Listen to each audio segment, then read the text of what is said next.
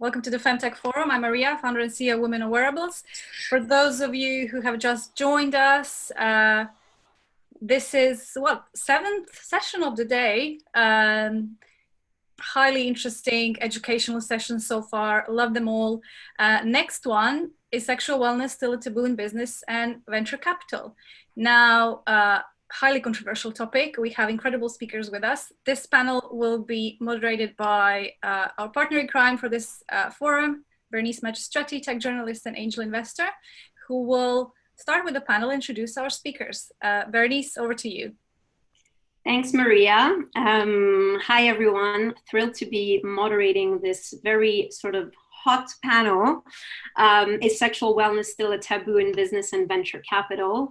You know, when you hear that some investors still cringe when hearing the word vagina or periods or blood, and that Facebook's algorithms are sometimes biased against women's health startups, you kind of think there's a problem here, you know, whether it's in business and venture capital, in tech in general. So I'm super excited to welcome a panel of amazing women who I'll be introducing now.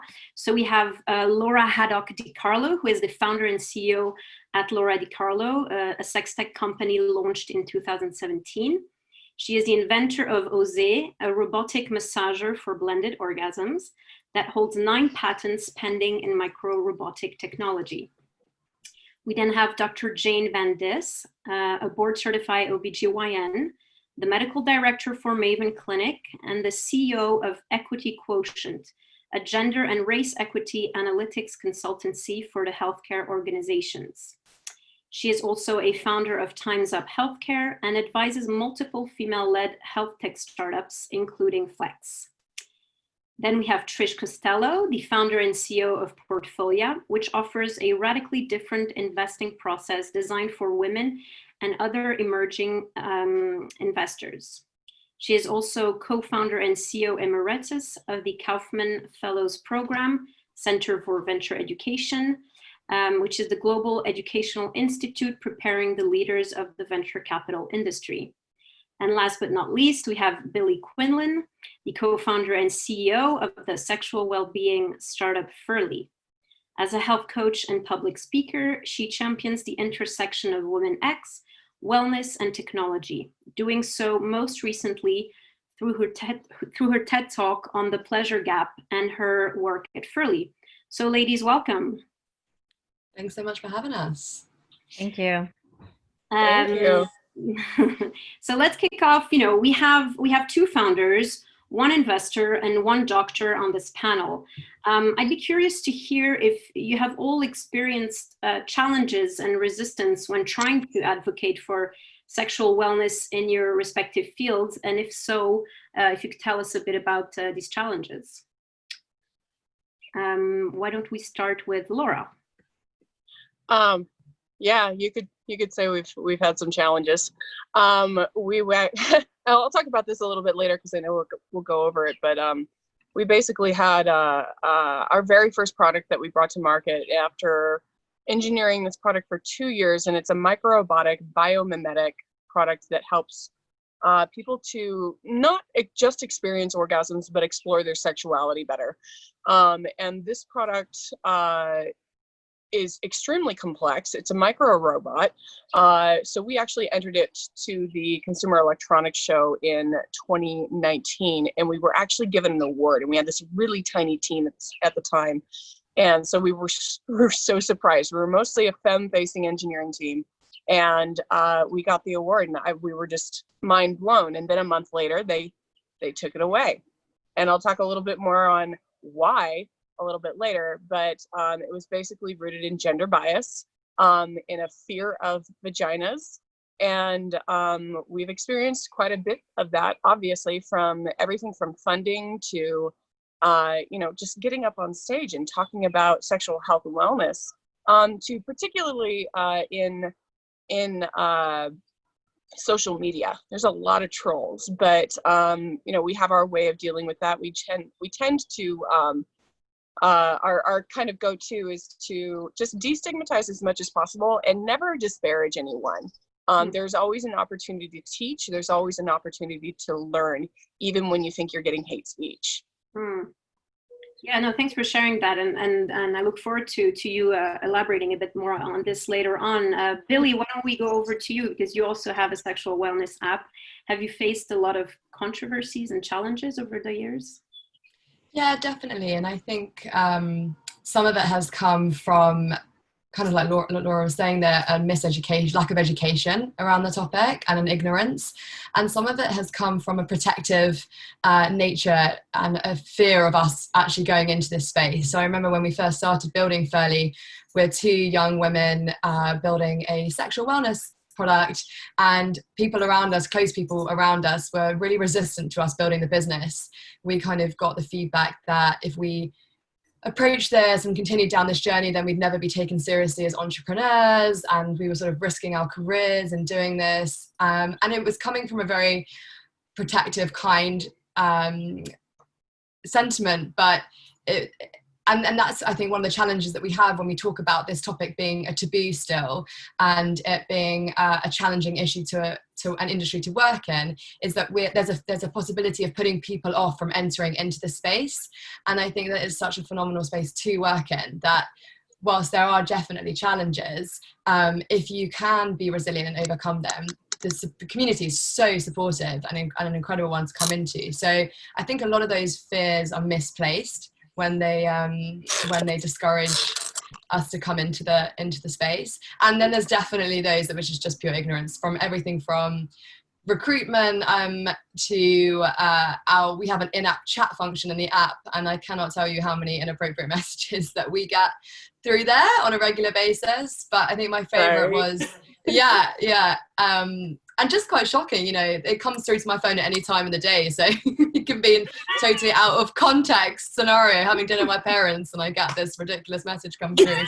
I got a selfie as an application to an engineering role from a guy, and on his application for why he was interested in the role is because I was fit, and I was like, okay, that's an interesting way to apply for a job. So there's definitely a misconception that if you're building in this space, you're up for sex all the time, or really up for that kind of advancement as well. So that is definitely a negative. But let me quickly follow up before we go on to the other panelists. I mean, have these reactions and attitudes come from men only, or you've had that from women as well? The slightly more aggressive, inappropriate is definitely from men. Yeah. The misplaced caring and fear of what we're getting ourselves into has come from women, actually, which has been interesting. Interesting. So I guess let's go over to Trish now, which comes from the investment side. You know, you've invested in a couple of sexual wellness, women's health companies through your firm Portfolia. How has that experience been in terms of, you know, fundraising for your funds and advocating for these topics? Yes. Well, it's great to have this panel, because it is such an exciting topic. You know, Berenice, when we raised the Portfolia FemTech Fund, the first women's health venture capital fund ever, and that was in 2018. So that tells you how far back venture capital is in investing in this space. So it's a women's health overall a $50 billion market, and there had never been a venture capital fund in the space, and only 20% of venture capitalists have ever invested in the healthcare space, have ever invested in women's health. So it's a space that is really, struggles to find money. We didn't have trouble raising that fund because most of our investors are women. And women understand that we don't have the innovation that we need for the new products and services that we want. And so we were able to rapidly fill that fund. And in fact, it's the largest of all of our funds and has 249 investors in that fund backing these companies that we want. And we're actually an investor in Maven Clinic. So, and many others as well, as you can imagine. So, we did raise the money easily, and there are so many companies out there looking for investment that that's not a problem for us. Finding great investments, finding great companies and great entrepreneurs. Where the problem comes in is, as you were talking about it, is finding other co-investors or finding the big money later, as you continue to grow the company, because so few venture capitalists invest in the space. Yeah. The reason for that is because they're all men. And, 9 out of 10 of them are men. They're either uncomfortable with the topic, as we've talked about before. One very famous VC saying, I don't want to talk about vaginas every Monday morning in my partner meeting. Partly it's because you don't see, OB gynecologists, in the space. And so they don't have firsthand information, and they don't have the medical credibility to invest in the area. So it's a greater, it's a greater challenge to do it, and you have to be scaling. So what happens is, if you can find money at the early stage and then show the growth and the scale, you can get that later stage dollars. But I take it as part of my responsibility to educate other VCs about the opportunity in the field, to make money. And most of them don't care about the impact space, but if you can show them they can make money, then you can bring the investors. It's actually a very interesting market, and that there will be very interesting returns down the line. Now, I think it's fantastic that you launched, this FemTech fund 2 years ago. I was super excited. And I'm curious now to get Jane's perspective, who comes, to us from the medical side. Is there also this stigma around, sexual wellness, vaginal wellness in your areas of work, Jane? Well, as an OBGYN, I would say no, because that is our sole purpose for being, is to take care of vaginas and uteruses and cervices and ovaries. Like that is our stock and trade. What I will say is that, I've had the opportunity to be with the Flex company now since 2016. So in startup time, that's a bit of a time, 4 years. And what I can say is that I know Lauren, the CEO, has lots of stories about asking for venture capital for a product, a menstrual product. The Flex Disc was our first product. And sitting in front of conference rooms with all men. And the business case for menstrual products really, in my mind, is a little bit of a no-brainer, given that half the population menstruates. And it's a multi-billion-dollar industry. And yet the antipathy or the reluctance that she saw in Silicon Valley, I think was surprising, but then obviously not surprising. But I do think we have come even a long way since 2016. And I credit people in the popular press like Dr. Jennifer Gunter, one of my colleagues in OBGYN, who now has a regular column at the New York Times, and a great TED Talk on periods and why they matter, why they're a sign of overall health for women. But the fact of the matter is, to Trish's point, it actually is a great thing if we wake up every day and say vagina, vagina, vagina, because the population has no problem talking about heart attacks or blood pressures. It is a vital part of our body. It is essential to our well-being, to our reproductive health, and to the reproduction of the species. So I'm all for vaginas, and I will speak about them every day. But again, and I think this is fantastic that, we're able to talk about vagina on a global virtual FemTech forum, because obviously it's a normal thing, it's a normal organ, and but it is still a super, super loaded word, and it's either medicalized or sexualized or linked to porn. And so this is the billion-dollar question. Why is it still such a loaded word? If anyone wants to take this.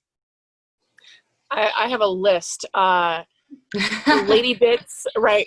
Lady Bits, Hoo Ha, Vajayjay, Beaver, Honey Pot, Pink Panther, Hot Pocket, Pink Taco, Flapdragon, Butterboat, Ariel's Underwater Grotto, Harry Manilow, and the Front notorious VAG.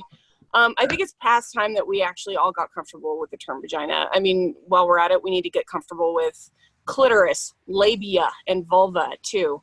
The fact is, female sexuality is often regarded as 2 parts mystery and 1 part biology, which is, to be quite frank, bullshit. How are we supposed to talk about our sexual health if the anatomically correct words that we use to describe our bodies are considered icky? We're shaming, at a company level, we're shaming companies for using women's sexuality to sell their products that have nothing to do with sexuality, while we also demonize female sexuality as a whole. It's this crazy Madonna whore complex. So you have to be sexual when it suits men, and you have to be chaste when our sexuality distracts them.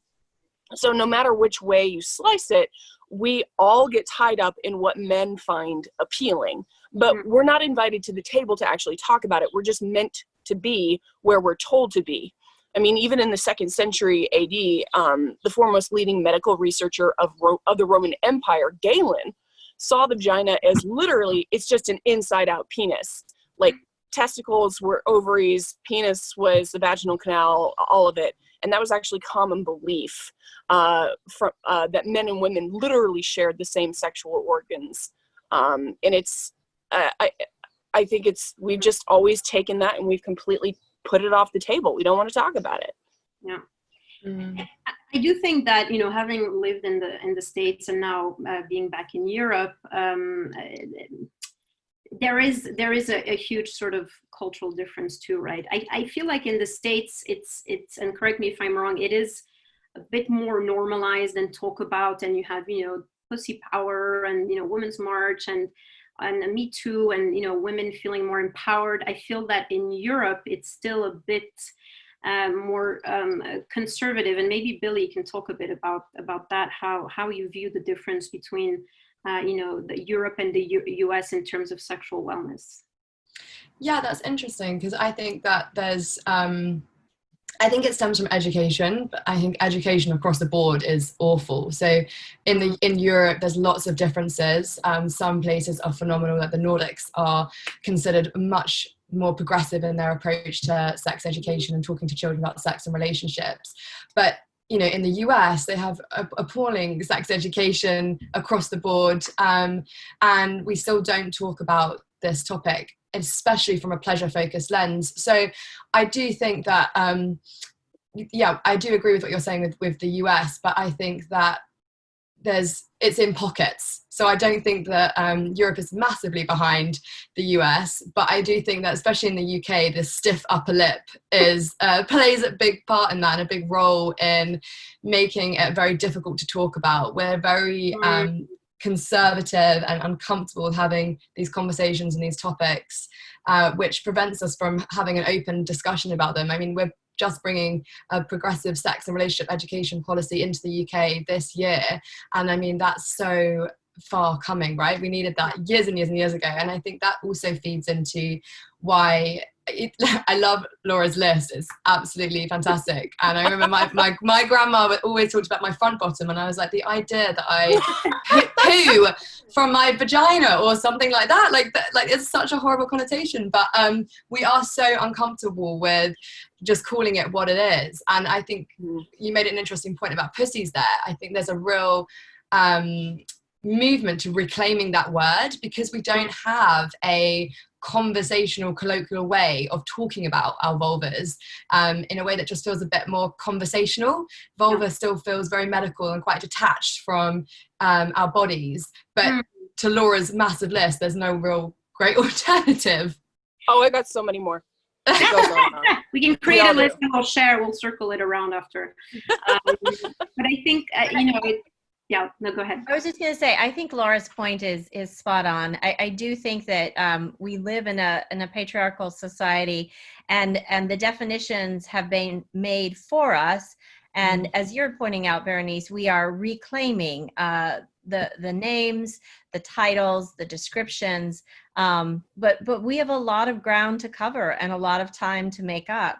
But you can't help but look at how the society inculcates girls. Our sex education, as Billy points out, is abysmal in the U.S. You know, so I think that when we talk about sexual health or menstrual health, we're really almost doing a re-education as women hit their 20s, right? If you survey women and you ask them what is the difference between your vagina and your vulva, many of them are confused, and that's due to our society, it's due to our media, it's due to our advertising, and then it's due to our schooling. So we have a lot of work to do. Yeah, and I agree. I mean, education is a huge aspect of this conversation. And, you know, we've been talking about the anthropological side, the societal side, the, you know, the cultural side. But I think, like, you know, because we're talking about FemTech, let's quickly go back to the tech aspect for a while, because, you know, as a journalist, I've been writing about this topic for a few years now. And about 2 years ago, I wrote an article for VentureBeat about how Facebook's algorithms are actually biased against a lot of, you know, women's health startup, in the sense that, you know, and Trish, this is a conversation we had 2 years ago when we met in San Francisco, and you brought this up, and I just found it baffling. So I dove into it, and you introduced me to some of your portfolio companies who shared their experience, where, you know, they would, you know, advertise for their product, which is a vaginal rejuvenation device. So obviously you're going to use the word, you know, vaginal or vagina, or, you know, some of these terms to advertise literally for what it is. And they tested it, and they, you know, automatically got banned from Facebook, weren't able to share these ads, and then did the test of you know, sharing ads about sperm or penis or condoms, and of course that flew. You know, that was fine, and they were allowed to advertise these types of male-orientated you know, organs. So Trish, I'm curious, you know, to get your take on the tech side. You know, you're based in Silicon Valley, you invest in FemTech startups. 2 years later, is this still something that you see going on? It's still a major problem, because we need to use social media to get out to our customers. And, you know, the problem I mean, Facebook is still one of the best ways to do that, you know, Instagram and other social. And they, you know, they have a very unsophisticated model. And so, you know, what we've been able to do is actually you can go, you know, directly to the general counsels at some of these. The general counsel at Facebook is actually an investor in some of my funds. So we've been able to get to the top. We changed the policy, but in execution, they still, their advertisements still get pulled off. And so it could take weeks sometimes to get them back in. And, you know, as entrepreneurs and others, that when you put a full campaign together and put a lot of money behind it, and right in the middle, you know, it is shut down, and just the time and aggravation of that really has a terrible impact on the businesses. So, you know, it's continuing to be a problem. And I think one of you mentioned about being, you know, harassed on social anyway, and so your messages can be hijacked very easily. And people that are wanting information or even wanting to buy sometimes have to wade through all kinds of really inappropriate things to be able to get to the product. Yeah, Lora, I'd be interested to get, you know, your take on this, you know, being a sex tech company, and then I'd love for you to dive in a bit, into, you know, your experience at CES, but maybe you could talk a bit more on, you know, how you market your products to consumers, and then what happened at CES.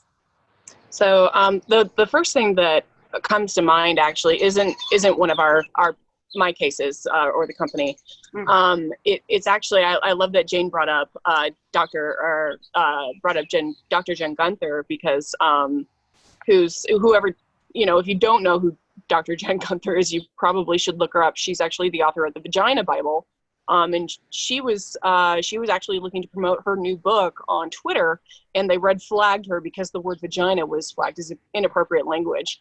And she, I think the way that she posted a tweet that kind of sums it up. I think it was, our social inability to say vagina, like we say elbow, is one reason that I insisted on vagina in the title, when we were not allowed to say a word that the implication it is dirty or shameful. Not being able to buy an ad because of the word vagina for a book about vaginas is ridiculous. So what we've done is we've kind of tried to circumvent, social media's big brother, I suppose. And we've actually created a second brand that is literally just me as a human being, as an influencer, as a motivational speaker, as an entrepreneur, as a businesswoman, and a previous woman in healthcare. And we've actually started kind of seeing, can we circumvent all of this? Because if your ad tracks back to a website that has sex tech on it, you can't get ads. You can't do this on Facebook. You can't do it on Instagram. You can't do it on Twitter. I don't know. No, you can do it. I think you can do it. But we get shadow banned all the time just for posting content, not even ads. We get shadow banned all the time. And so you have to kind of pivot the way that you talk about things. You have to spell menstruate differently. You have to spell vagina differently. You have to spell masturbate differently, just to make sure that you're not getting shadow banned. And Facebook is, like Billy was saying, we get a ton of trolls in there, and it's mostly, you kind of have to figure out, we did figure out how to get through advertising my brand, which will track back, but the folks there, you have to be really careful about who you're advertising to, because a lot of the time, if you happen to advertise to the wrong demographic, all you do is get trolls all day long. We posted one ad where it was literally just a picture of my face, like floating through video, talking about, you have the ability to take back your sexuality. That's empowering. That actually tracks back to a million other things that are bigger than just sexuality, identity, the way you show up in business, the way we show up every day, period. And all the comments we got were just, she looks like she has a man face. I'd hit that. And I'm what does that have anything to do with female sexual empowerment? Or we do get, to your question earlier, we get females and women in this space that find what I'm doing offensive because of whatever their background is, because they're very conservative or maybe they're religious, but immediately they're offended and they're like, I'm a whore. And we're an engineering company at our core. Yeah. We literally make products that help people understand their own physiology and their sexuality better. So no. But so maybe. Yeah, no, but I mean, so how did it sort of translate at CES? Because in 2019, you were awarded a prize, an award for, recognizing your product. Then it was revoked, and then there was a whole, thing around it. So how did you tackle that? How did you try and stir the conversation in the right way? And how was your experience this year at CES? Okay. So in taking a bird's eye view of CES's actions, it almost seems like the tech industry, it's like some kind of microcosm of how society responds to the very idea of female sexual empowerment.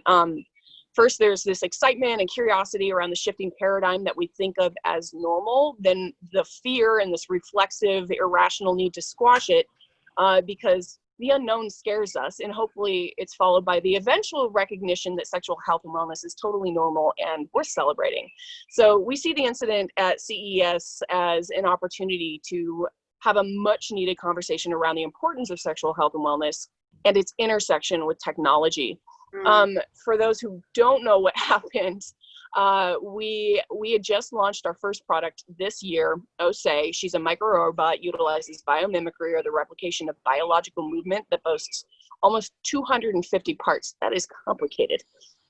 It took over 2 years to bring her to market due to the complexity of the product, but after year one, we had prototypes and intellectual property that we actually submitted to the Consumer Electronics Show, which is one of the biggest international electronics show on the planet, for 2019.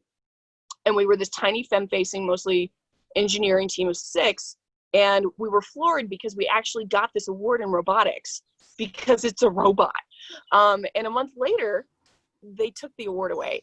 And they called our product profane, immoral, and obscene.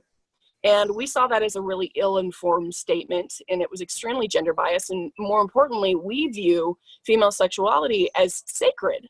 So their actions kind of went up against everything that makes up our values and mission as a company. So we implored them to reconsider, and the white cis patriarchy was not a really good look for anyone at this time. So we had this, and they had this long history of misogyny and objectification of women's bodies, you know, booth babes, the like, but they wouldn't reconsider. So then we decided to tell the world what happened, and that news actually caught on like wildfire with outrage and then support for our cause. So after a few months of heavy backlash, the consumer technology came back and contacted us. They contacted me directly, and we were able to have a really healthy dialogue. And the word was, not only was the award reinstated, more importantly, we were able to pull sextech back into the show. So now you see this reinvigorated, healthy, inclusive sexual health and wellness. And we are really proud to be the agents of change and leaders in that space. So we showed up at CES this year ready to educate people on how to explore their sexual health and reclaim their pleasure through high-tech and educational products. And we wanted to start a healthy, open, and inclusive conversation about the importance of sexual health and wellness. And that's just what we did, and we're going to continue to do it. Amazing, amazing. Well, thank you for, you know, helping with that, obviously. And I think that's great. Maybe because, you know, oftentimes when we talk about sex and sexuality and sexual pleasure, people always, you know, automatically think of, you know, people under 50.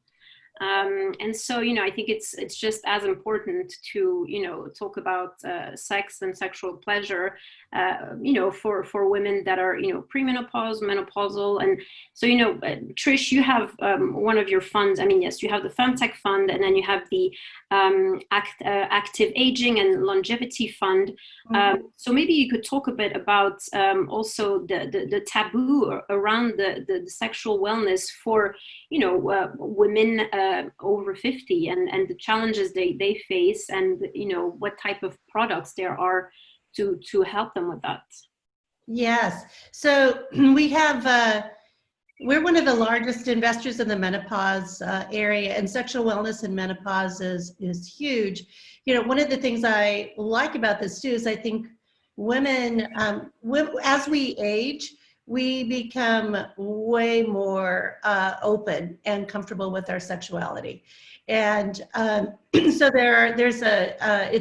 a huge area, it's a huge topic, and it's one, I guess that I could say that I think we can create a difference in these areas ourselves. We don't have to have permission from men. You even have to care actually a lot about what they think on a lot of these products and companies.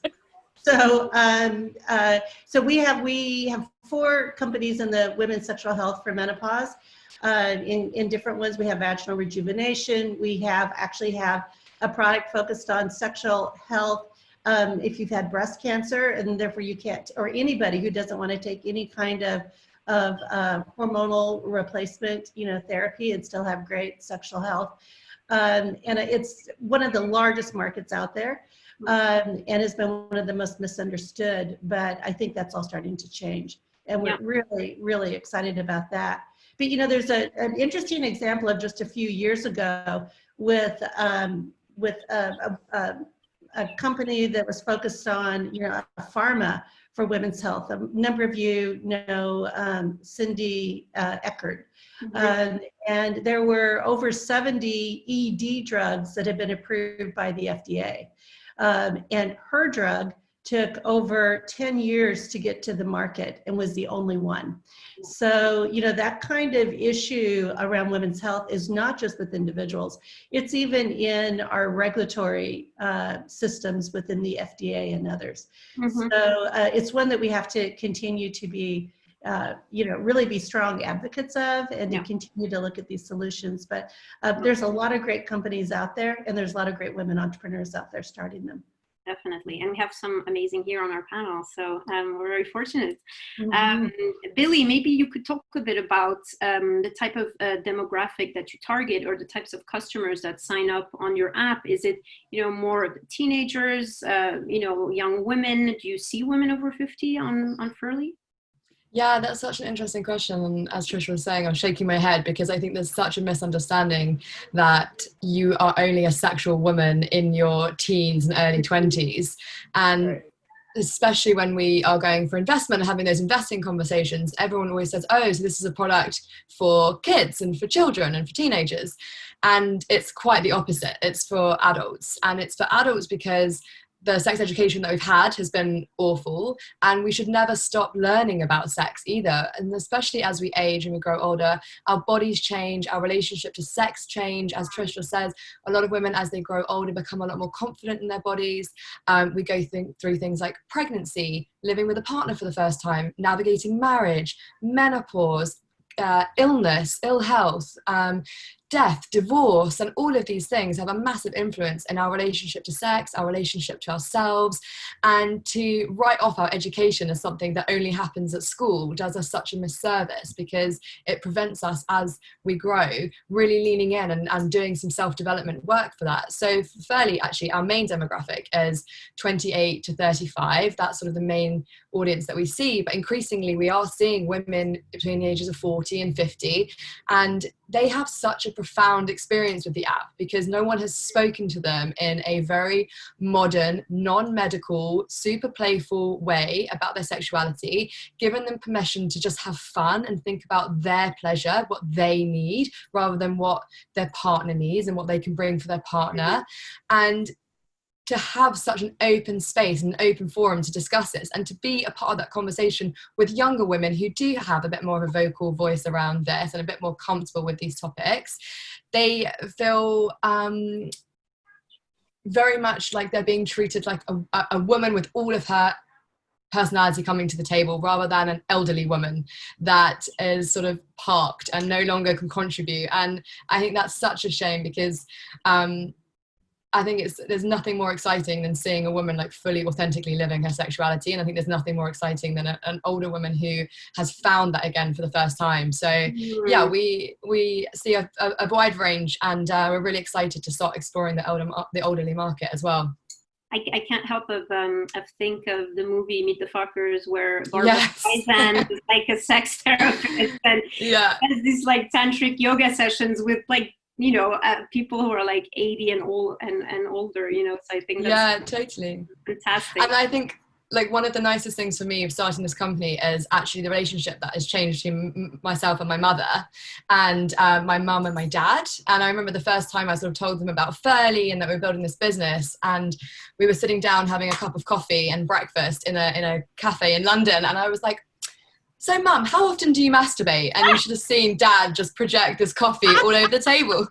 And we'd never had an open conversation about it before. And now, I speak to my mum about ethical porn and where I source my porn and toys. And my co-founder recommends toys to her mum. And my dad and my mum and I can sit down and have an adult conversation about pleasure and communication. And I think that's such a beautiful thing. And I think if we can... liberating as well. So liberating. And so liberating for me as well, to see what's it going to be like when I grow into that as well, and like what challenges am I going to be faced with. So having that generational conversation is so powerful.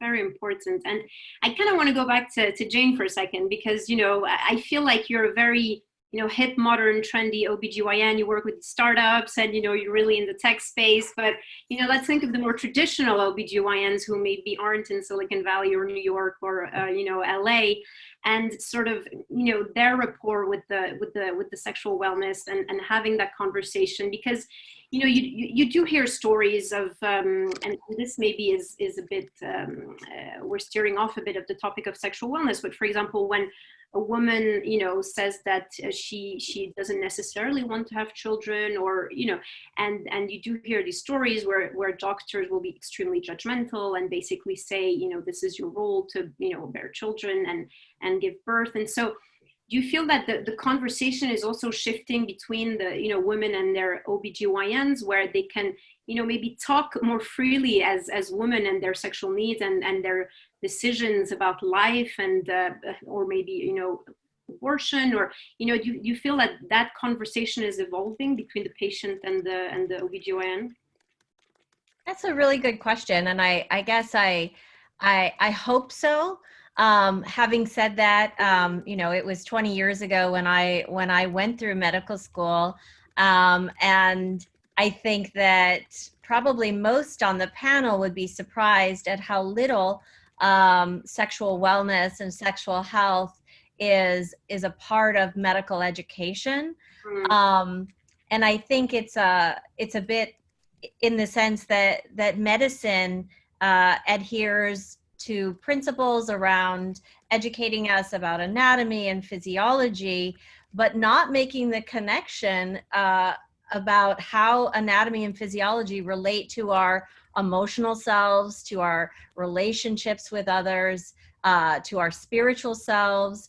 And so almost it's like we've ignored in medical education the important connections and solely focused on I guess what you might say more objective systems and measurement. But I do think that younger medical professionals are coming up and they are demanding this education. But I also think that I really love to see female founders solving problems in women's health. You know, we don't need any more pill clubs. You know, we don't need any more. We don't need any more bros getting that venture capital. So I help admin a group of 4,500 OBGYNs, female OBGYNs. It's a Facebook group. And one of my goals, I turned our Facebook group actually into a 501c3. It's called OB Mom Group.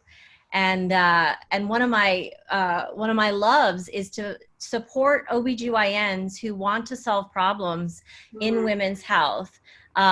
Because I think as medical professionals, we oftentimes don't consider how we ourselves could be entrepreneurs. And I think that's a real gap, and it's a real missed opportunity. So for instance, one of our members is Dr. Lindsay Harper. She has a new app called Meet Rosie, and she actually just launched telehealth for women who suffer from low libido. And in the US, this is 30 million women. So I love to promote the companies and the ideas that come from OBGYNs themselves, because I think we have a role to play in pushing the envelope, in supporting and amplifying female-led companies in this space. Definitely. And we have to invest. We have to start seeing ourselves as investors, even with small amounts of money, you know, because you can come into our fund for $10,000. We will, and goes into 10 companies. If we do, this is something I absolutely want people to understand. If we don't put our money to work investing as angels in small companies, we will not get solutions, because the venture capital world is not going to switch. I've been in it for 30 years.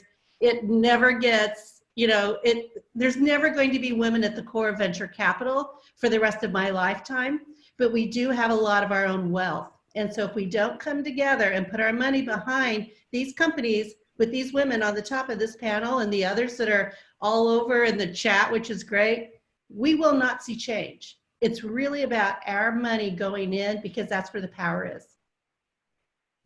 If I may, Bernice, Trish, I love what you're saying, and I actually wanted to take a second to highlight the Women of Sextech, which is actually a group of the membership has over 200 members.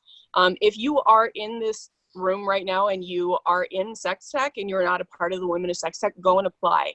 I'm actually just got asked to be on the board of advisors. Super stoked about that. Met with them yesterday, and they are looking to raise funds as a 501c3. So we sat down and advised them on, you know, and these are young women. This is, you know, Elise Hines, SX Noir is their VP, and Allison Falk, who is also an amazingly brilliant influencer and technologist, is their president, and they're heading this up, and they've never been in an entrepreneurial setting or in a startup setting. So we're trying to get them ramped up, like, you know, how this is how you do your pitch deck, this is how you talk to folks, this is how you want to put this budget together, and we want to take this entire group and blow it up and make it so much bigger. Because I said this a couple of weeks ago when somebody asked me about education, and there was somebody actually in this room, I think her name is Justine, forgive me if I said that wrong, you know, about the abhorrence of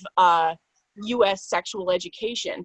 And my response to that was, you know, I'm sorry, this is what I specialize in, this is what Billy specializes in, and you know, this is what Jane specializes in. This is actually our responsibility now, because that's where people are getting their education. That's where they're getting their information.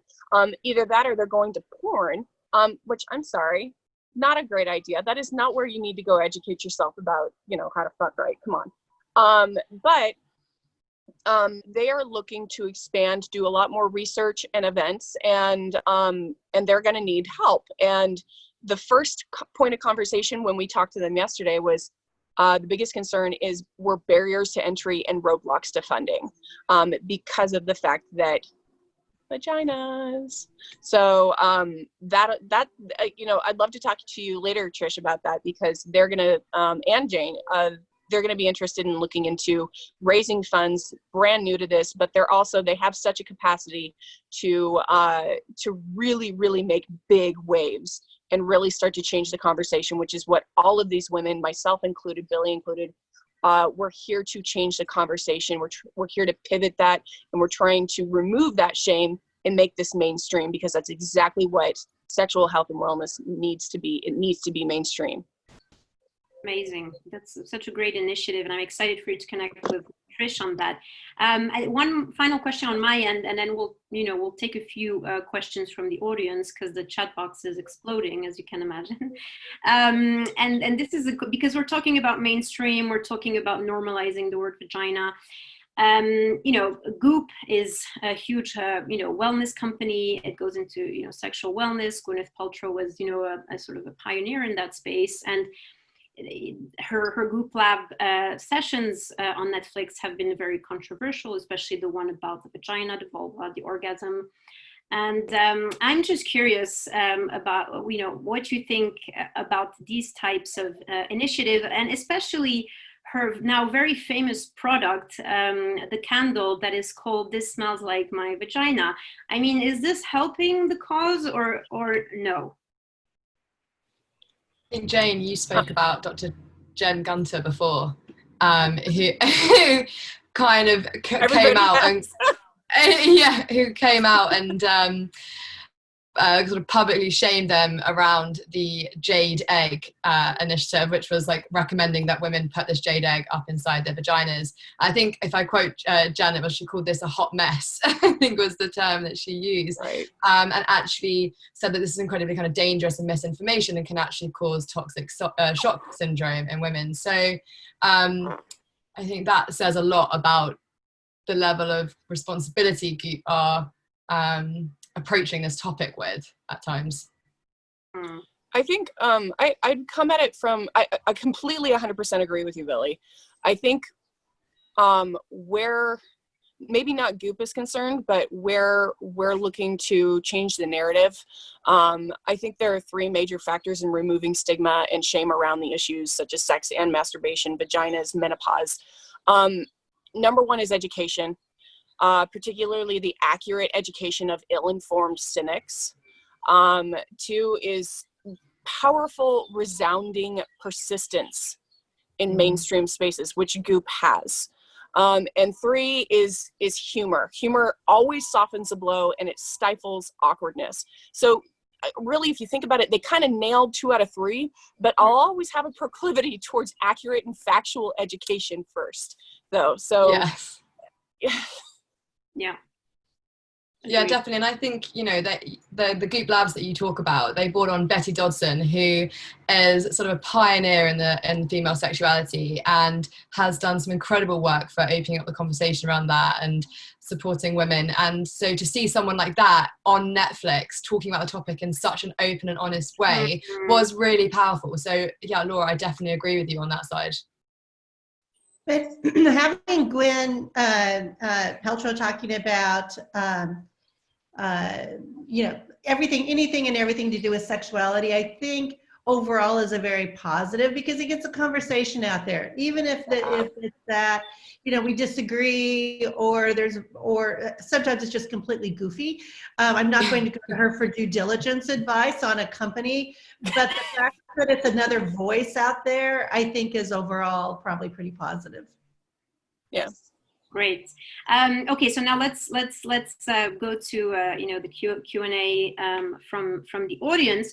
One that's very popular and got a couple of upvotes is for Billy, and the question is, I would love to know how Billy convinced Atomico to invest in her startup Furly.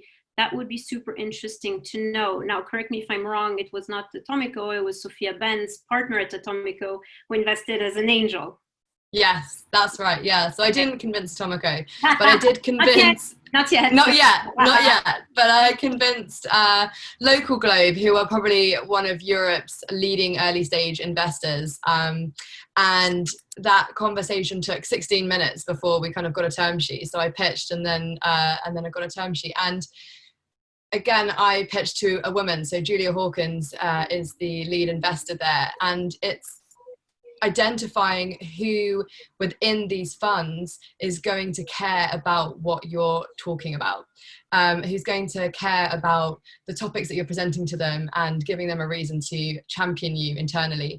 And Julia was that person for us, and we predominantly have female investors, and Sophia was another really strategic investment for us, because she is a partner at Atomico and has a very influential voice there. She's also just an incredible woman and a champion of all things FemTech, and will go to bat for you, and just the nicest woman ever. So I think my kind of takeaway is really identifying and being very strategic about who you're speaking with and who you're exerting energy with, because fundraising takes a lot of energy. And if you're constantly going up against people that are telling you your idea is not good enough, that you're not good enough, that it's never going to succeed, that will really, really great. If you have conversations with people who tell you this is something really important and needs to exist and is willing to help you, even if they don't put the money in themselves, they can open doors for you, they can champion you internally, and that's where you start to build those relationships. So my big piece of advice is be super strategic when you're fundraising, and think about who you want to talk to, why you want to talk to them, and do they care about your mission and care deeply about this problem. If you're looking for someone just because they have deep pockets, you're probably going to get quite disappointed in this space. Great. Yeah, no, that's great advice. Thank you for talking about your fundraising experience. This is a question for Laura. I saw that the OZE comes with a product coaching session. How and when did you determine that a coaching session was a critical value add for customers? And how do you think about growing, improving what seems like quite a personalized experience with scale? I know, right? That's a great question. And actually, we don't just offer coaching with OSE, we offer coaching with all of our products. And we're actually moving to a model where you'll be able to, even without the purchase, call in and talk about like what products are probably best for you, because I know that there's a huge education gap there, and just like that, being able to be comfortable in your own skin and in your own body and your own knowledge, there's a big gap. And actually the reason we started kicking that off is because after we launched OSE, we had a lot of questions coming in. It's obviously a very intimate product, and there's a lot of education that has to come with this product, because it is a fully customizable product that actually bends and molds to most people's physiology. and anatomy. So we're trying to hit both the G-spot and the clitoris at the same time and create a fit that actually helps for a hands-free experience. There's a lot of questions that come with that. So we got a lot of stuff coming into our customer service line. And I just started calling people and asking like, hey, are you comfortable talking? Hey, this is Lora at Lora DiCarlo. And they're like, what? Seriously? And I talked through them like how to get it to fit just right. I ended up talking to couples, to all sorts of folks, even to husbands that were like, how do I approach my wife with this?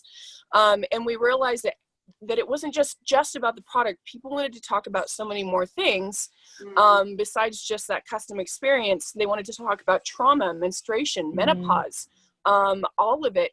And so what we did was we didn't just launch product customer service coaching one-on-one, which yes, it is intimate. And I highly encourage just checking it out, because if you want to learn more about products that are going to work best for you, we've got another 4 products that are coming out very quickly here, and love to talk to you about it. But additionally, we've launched a WellSX coaching program, which we have a couple of sexual therapists in our employ that for this one is for a fee, but for those that really never got that sexual education and want to experience that kind of empowerment that comes with that knowledge, and whether how to talk to your partner about the things you do like or the things you don't like, or maybe it's just how you want to spice up your sex life, or maybe you don't like sex, what's going on there, and understanding that this entire rainbow is normal. And everything that you're experiencing is completely normal. So we understood early on when I was speaking to all these folks that really they needed someone to talk to about this. And so far it's doing well, and we're hoping to continue to scale that with demand. And like I said earlier, sexual education in the States particularly is shit. So we're doing what we can to supplement that. Yeah, well, that's great that you're helping with the sexual education part as well, which is so important.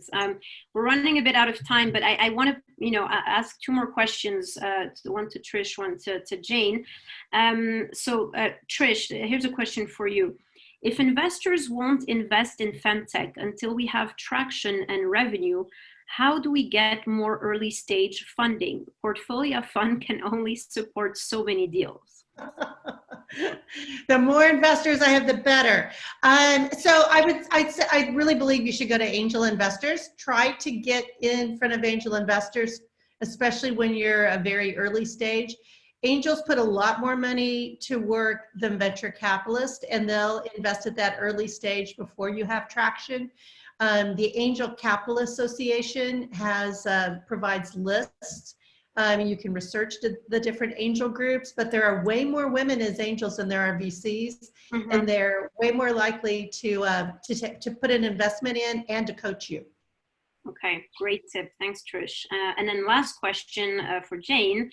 Have you found that using the word vagina is easier than using the word vulva when discussing female anatomy with people who are uncomfortable with the subject?